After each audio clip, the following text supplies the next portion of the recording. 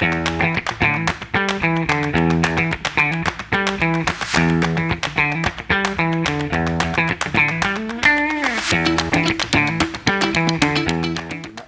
días.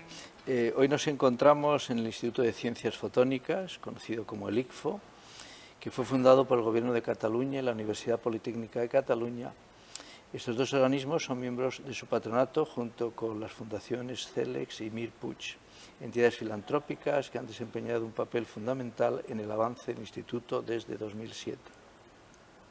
El ICFO ha experimentado un rápido crecimiento en cuanto a su tamaño, alcance y reputación, y en la actualidad se le considera uno de los institutos de más prestigio internacional en su área de investigación. Nuestra invitada de hoy es María García Parajo, investigadora del ICFO. María completó su licenciatura en Ingeniería Electrónica en la Universidad Simón Bolívar de Caracas en 1986. En 1989 finalizó su máster en Física en el Imperial College de la Universidad de Londres, donde también obtuvo su doctorado en 1993. Ha sido investigadora postdoctoral en el CNRS francés y en la Universidad de Barcelona.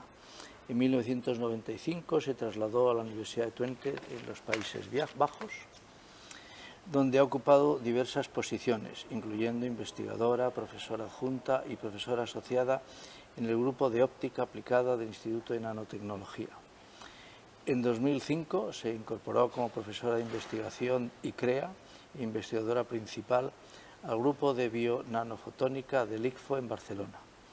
A lo largo de su carrera ha recibido numerosos reconocimientos, entre ellos la prestigiosa distinción Emmy Noether de la Sociedad Europea de Física. Buenos días, María. Buenos días. ¿Qué te motivó a estudiar ingeniería electrónica y tu vocación por la ciencia, cómo fue que empezó? Bueno, estudiar ingeniería electrónica básicamente porque siempre desde pequeña me gustaba mucho intentar entender las cosas, y la física para mí es una de las maneras de entender qué es lo que ocurre, entender cómo funcionan las cosas, entender cómo es la naturaleza. Cuando estaba estudiando en la escuela secundaria, pues la asignatura de física era la que más me gustaba, y sobre todo el curso de electromagnetismo. Entonces ya cuando me presenté para la universidad, pues claro, dentro del electromagnetismo, pues la ingeniería electrónica era lo que más estaba allí, ¿no? Entonces, bueno, básicamente por esto, y mi vocación por la ciencia, pues desde pequeñita, siempre fui muy curiosa, siempre esto decía, cuando sea grande quiero ser científica. Ya está. Ya está. Sí. ¿Y quiénes fueron tus modelos, tus maestros, o qué personas influyeron más significativamente en tu formación y posterior carrera científica? Pues básicamente yo creo que mi primer mentor o mi primer modelo fue mi padre. Yo pasaba muchísimo tiempo con mi padre desde pequeña. Con él aprendí el amor a las matemáticas, hacíamos cálculos, hacíamos competencias para ver competiciones, a ver quién sumaba más rápido, quién multiplicaba, quién dividía más rápido. Y pasar mucho tiempo con él, él tenía una mente muy ingenieril de hacer cosas, y esto pues me fascinaba. Luego ya durante la universidad tuve un mentor que era profesor de la universidad, y él pues básicamente me motivó muchísimo a seguir dentro de la ciencia, y cuando decidí irme a Londres a hacer la maestría, pues me animó muchísimo. Luego más tarde, ya estando en Twente, en Holanda, conocí a un inmunólogo de Nijmegen, y con este hombre pues me contagió la pasión por la biología. Entonces, por eso he ido pasando desde ingeniero a físico a la biología, ¿no? O la física dentro de la biología, ¿no? ¿Y cuál fue el tema de tu tesis, o cómo recuerdas esos primeros años dedicados? De la tesis doctoral. Sí. La tesis doctoral, claro, cuando yo estudié ingeniería electrónica me di cuenta de que realmente lo que más me gustaba de la ingeniería electrónica eran los cursos más básicos de la física de estado sólido. Y yo quería aprender más sobre la física de estado sólido, por eso me fui a Londres a hacer un máster en ciencia de semiconductores, ¿no? Y ya el tema doctoral fue básicamente enganchado con esto. Entonces estuve trabajando en la fabricación de estructuras cuánticas semiconductoras, tanto en la fabricación como en la caracterización, ¿no? Entonces, que es mucho de física de estado sólido, básicamente. ¿Y cómo recuerdas esos primeros años en Londres? Pues fueron años muy intensos tanto académicamente como personalmente. Fueron años intensos, fueron años de muchas frustraciones. Hacer el doctorado es muy frustrante, la gran mayoría de los experimentos no funcionan, entonces, claro, como cualquier otro doctorando, pues hubo mucha frustración, pero también fueron años muy enriquecedores. Aprendí muchísimo, fue mi primera exposición a un mundo internacional, conocer realmente investigadores de los cuales leía papers y de los que no conocía, y también desde el punto de vista personal, claro, ¿no? O sea, mi primera salida de casa, conocer gente de muchos mundos, entonces, claro, fue en total una experiencia muy enriquecedora. ¿Existe alguna publicación de la que te sientas particularmente orgullosa o que haya tenido un papel o una importancia especial en tu carrera científica? A lo largo de la carrera, sí. Bueno, hay una serie de publicaciones que salieron cuando ya estaba en Holanda, que era el principio del mundo de la detección de moléculas individuales, y entonces allí logramos ver efectos cuánticos a temperatura ambiente en moléculas individuales, y esta serie de papers pues marcaron un hito, ¿no? Y abrieron distintos campos de la investigación que hoy en día pues se continúan todavía, ¿no?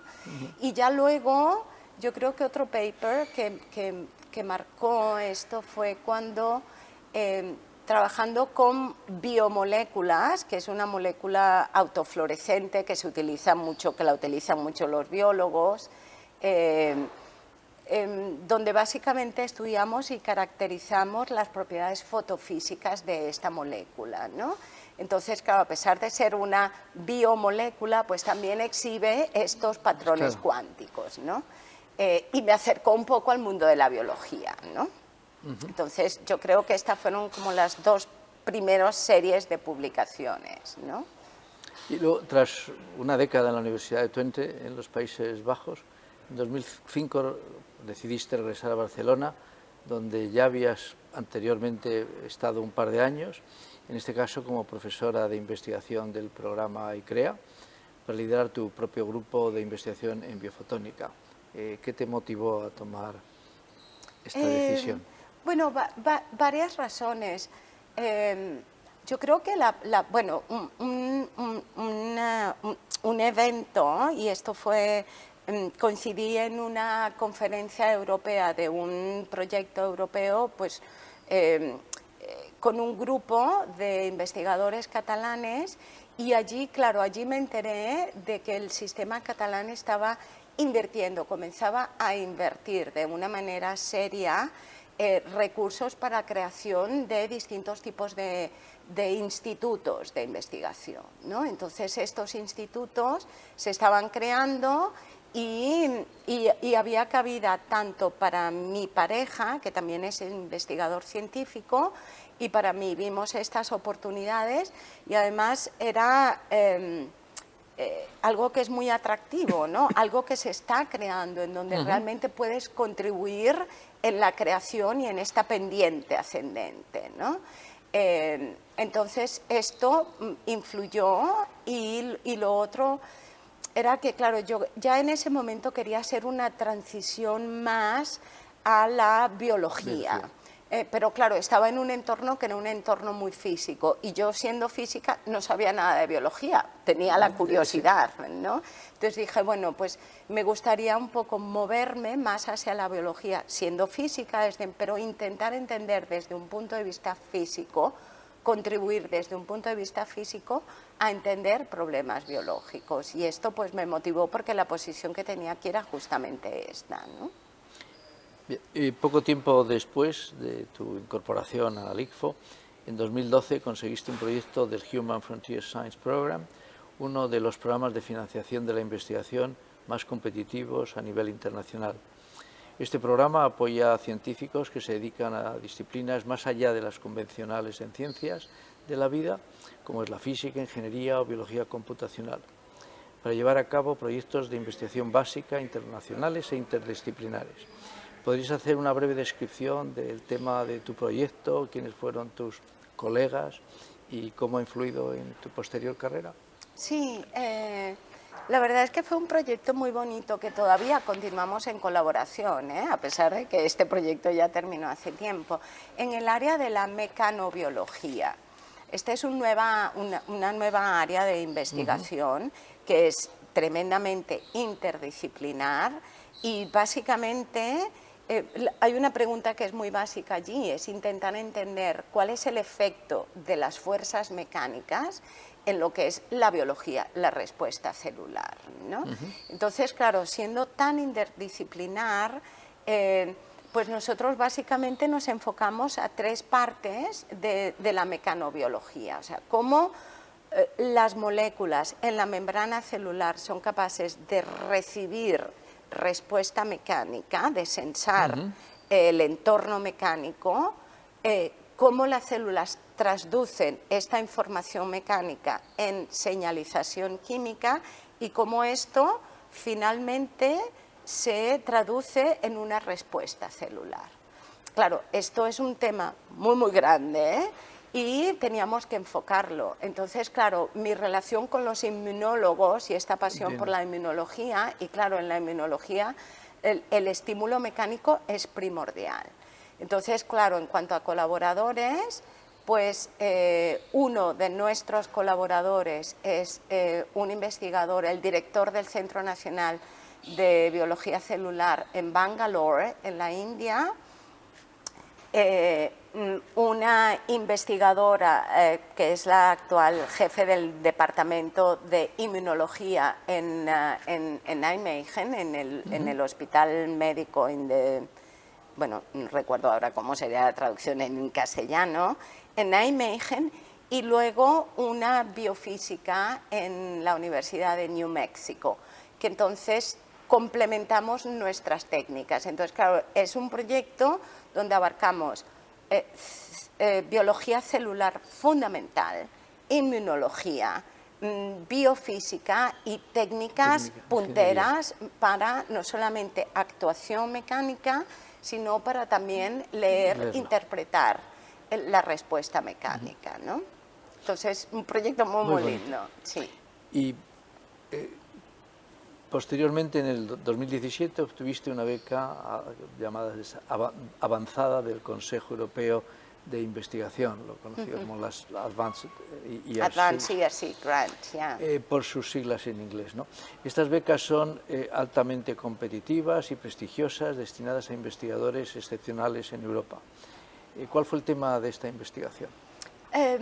Pues básicamente en el mismo tema, y de hecho el Human Frontiers sirvió como las bases para luego entender mucho mejor y hacer realmente esta propuesta. Y la propuesta es en el área de la mecanobiología, pero a nivel nano y con un punto de vista central en la membrana celular.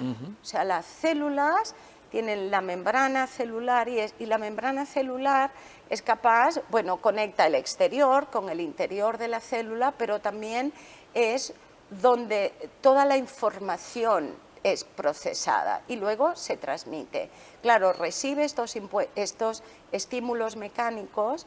Mi hipótesis, que todavía estamos trabajando en este proyecto, es que al recibir estos estímulos mecánicos, la membrana celular se reorganiza.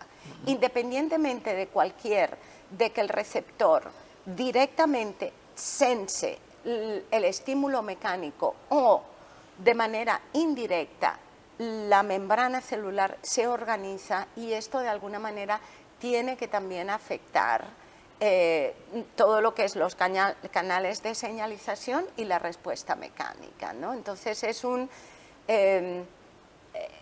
basada en la membrana, ¿no? Se llama Membrane Nanomechanobiology, porque miramos a nivel de la nanoescala, ¿no? Cómo esos procesos iniciales básicamente se orquestan con el estímulo mecánico. Cuando recibiste el premio Emmy Noether de la Sociedad Europea de Física, expresaste, y ahora voy a traducir tus palabras en inglés, que este premio tiene un gran significado para mí, ya que reconoce mis logros científicos, pero lo que es aún más importante, refuerza mi firme compromiso de continuar respaldando a las mujeres jóvenes en el campo de la ciencia y de demostrar con mi ejemplo que, a pesar de los desafíos, una carrera científica es alcanzable. Acaba la cita. ¿Podrías compartir con nosotros algunos detalles sobre esta otra faceta de tu vida profesional y tu dedicación a la promoción de la igualdad de género en la ciencia? Sí, este es un tema muy complejo y nos podemos tirar aquí todo el día hablando. O sea, yo formo parte del comité ENICFO, tenemos un comité de igualdad y de diversidad, ¿no? Entonces, cuando yo vine aquí, claro, al tener ya una posición de jefe de grupo independiente, te das menos cuenta de lo que está pasando a otros niveles, ¿no? Y recuerdo que en un evento en donde invitaron a varias chicas a nivel de PhD, a nivel de postdoc y a mí a nivel de group leader, para hablar un poco de estas experiencias, claro, ahí me di cuenta de que muchísimos de las frustraciones, de los miedos, de las inseguridades, de la falta de autoestima, de lo que se llama unconscious bias, están allí, continúan existiendo.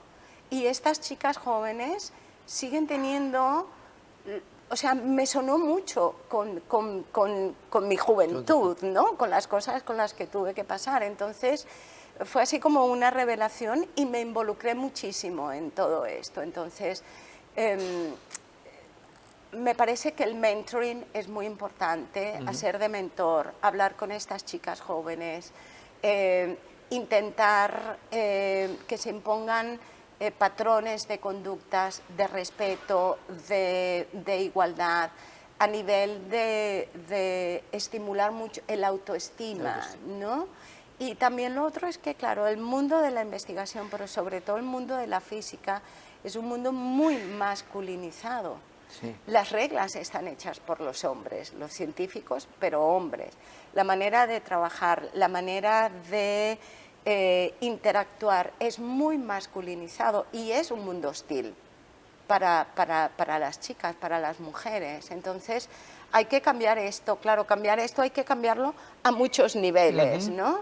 Entonces, organizamos workshops, organizamos cursos, invitamos a mujeres para que nos den su perspectiva, intentamos hacer muchas discusiones y conversar con las chicas más jóvenes a través de modelos para, bueno, para que las cosas vayan avanzando, ¿no?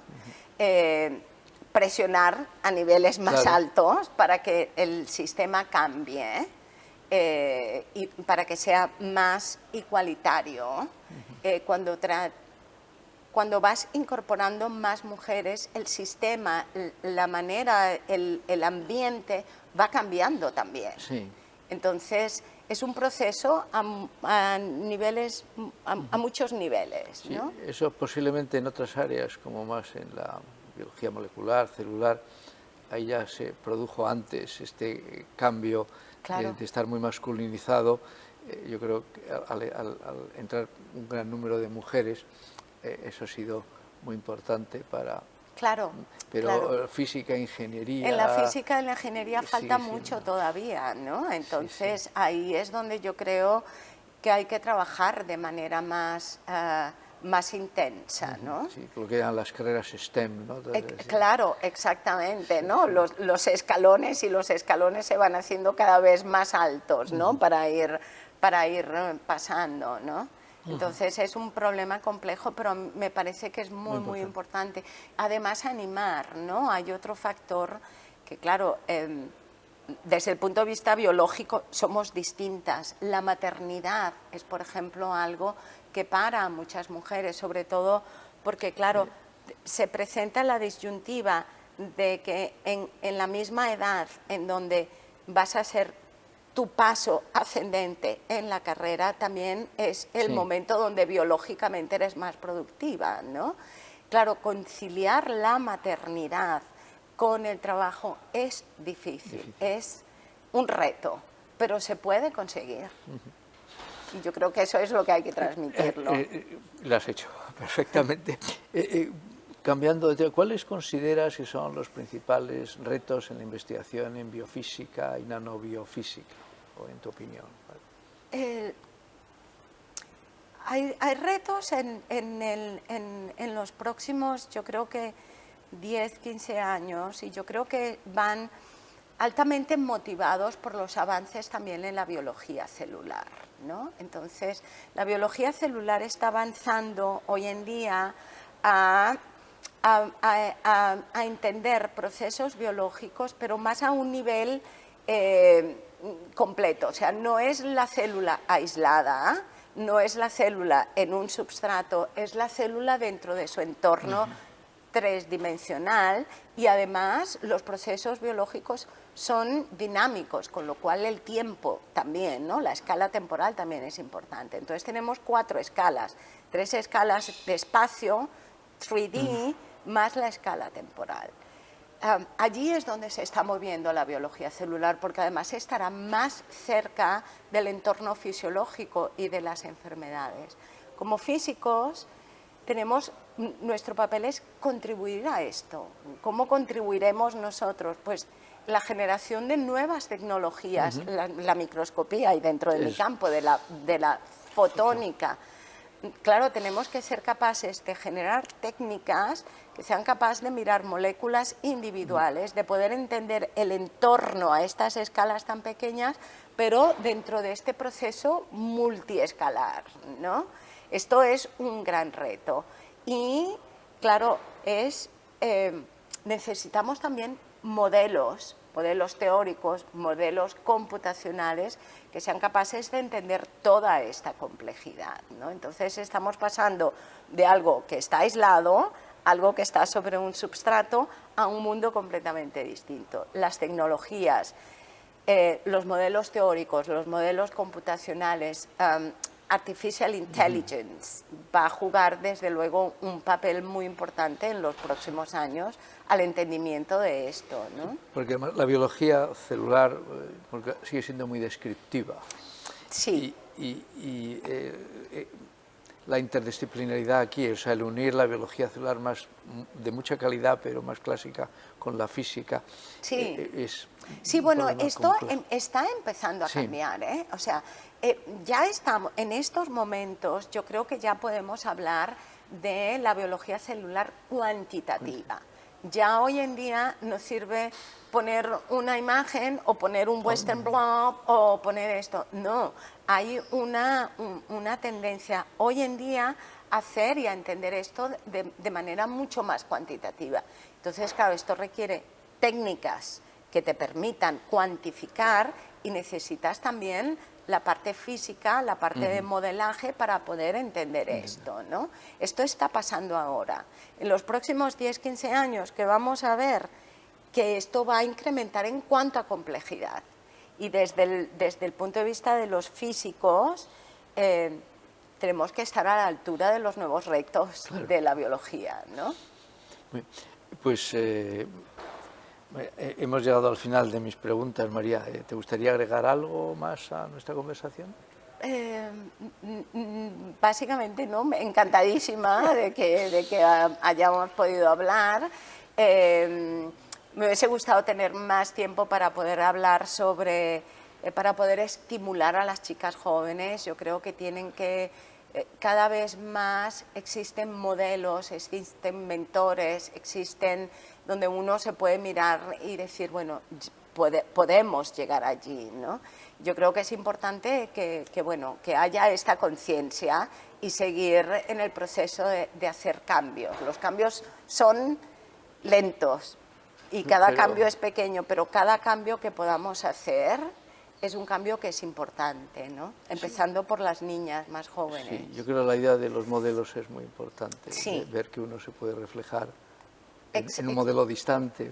Exactamente, pero que no son modelos de que, la son Marie Curie, que somos mujeres normales, comunes y silvestres, que lo que queremos hacer es desarrollar nuestro intelecto, hacerlo mejor desde el punto de vista profesional y que podemos hacerlo. No somos dioses, somos seres humanos muy cercanos, ¿no? Entonces, que sientan esto y que sientan estos modelos y que se animen realmente, que no tengan que sacrificar la curiosidad que puedan tener o la pasión por la ciencia por miedo a lo difícil que sea el camino que sea que andar, ¿no? Nada, muchas gracias.